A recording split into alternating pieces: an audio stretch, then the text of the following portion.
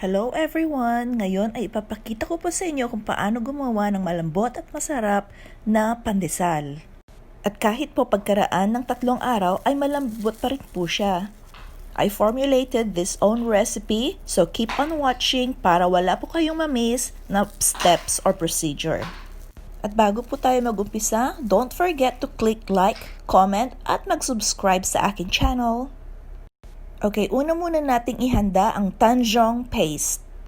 Sa isang pan, maglagay lang po tayo ng 1/4 cup water, 1/4 cup fresh milk, and 30 grams of bread flour. Haluin lang po mabuti hanggang ma-dissolve po yung flour at wala na pong lumps na makikita.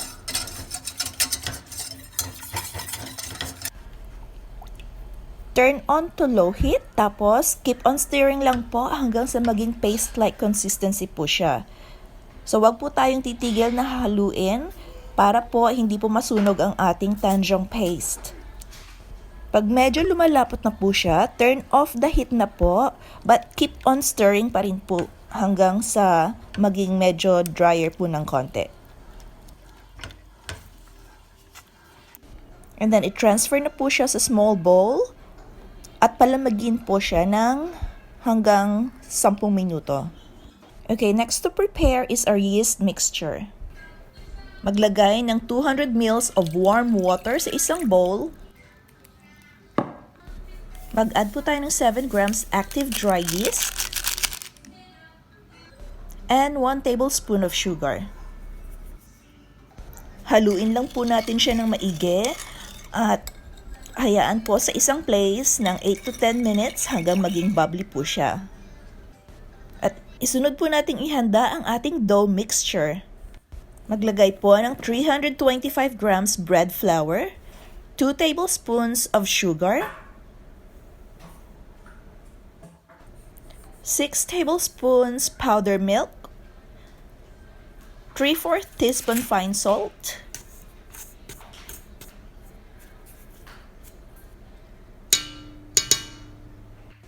at ibinaon ko lang po ng konti yung fine salt under the flour para po hindi po siya mag-interfere sa ating yeast. Ilagay rin po natin ang ating Tanzhong Paste. Dapat po malamig na po siya.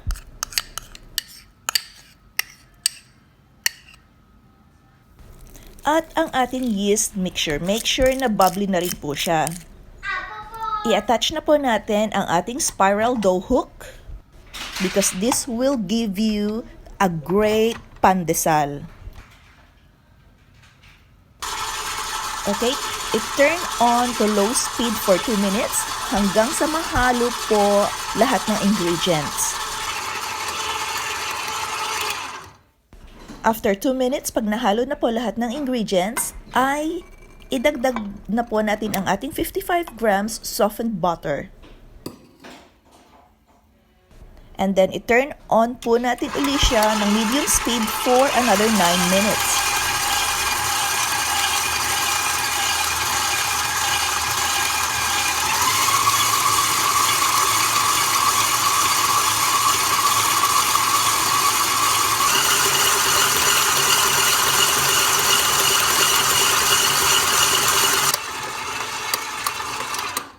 After 9 minutes, mag-perform na po tayo ng gluten test or window pane test. So, grab a small dough, stretch it as thinly as possible. Pag hindi na po siya nagbe-break, ready na po yung dough natin. Sprayhan lang po natin ng oil ang bowl kung saan po natin ito transfer ang ating dough. I-transfer na po natin yung ating dough sa isang bowl. Make sure na oiled po yung bowl natin para hindi po dumikit.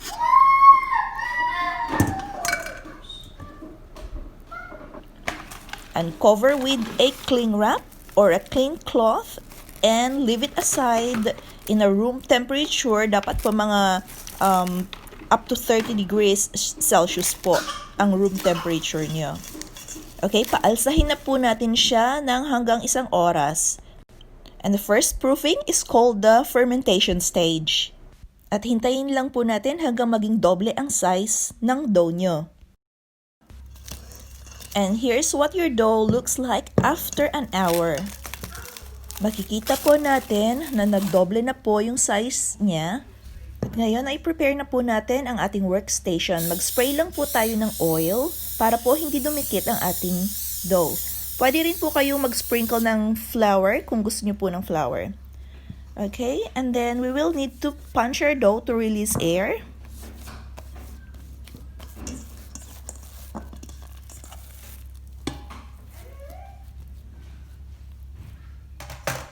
At gayahin nyo na lang po kung ano po yung ginagawa ko.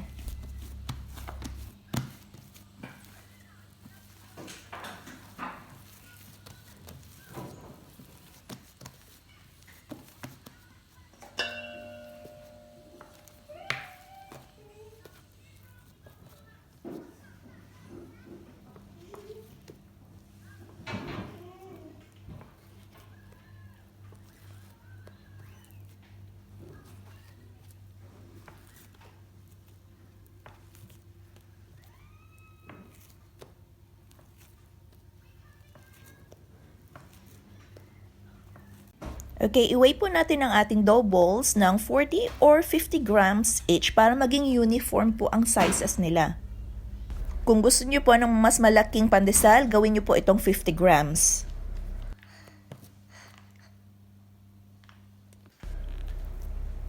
Okay, atin na pong bilugin isa-isa ang ating mga dough balls hanggang sa maging perfect round dough ball na po sila.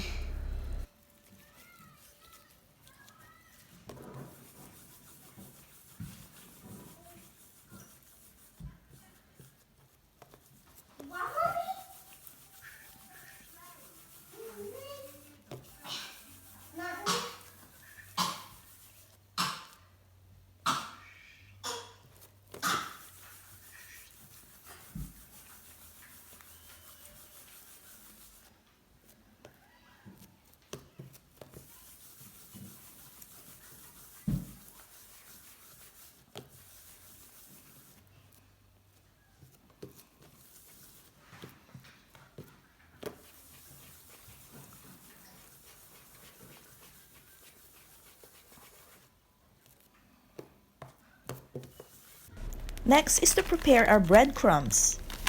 Maglagay lang po tayo ng breadcrumbs sa isang dish or bowl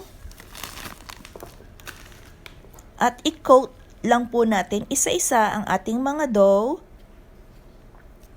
or drench or coat or whatever you like. Ayan po.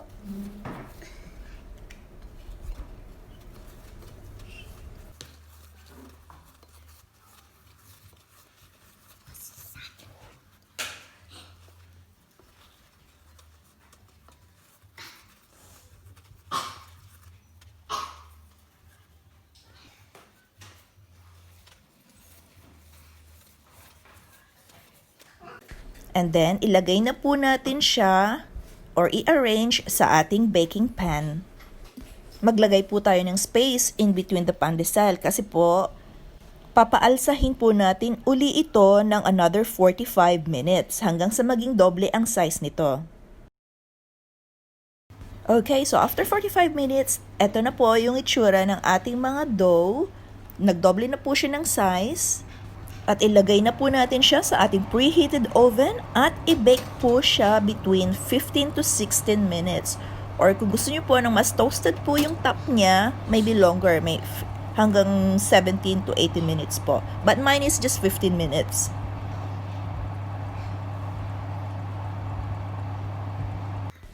And here's our freshly baked pandesal.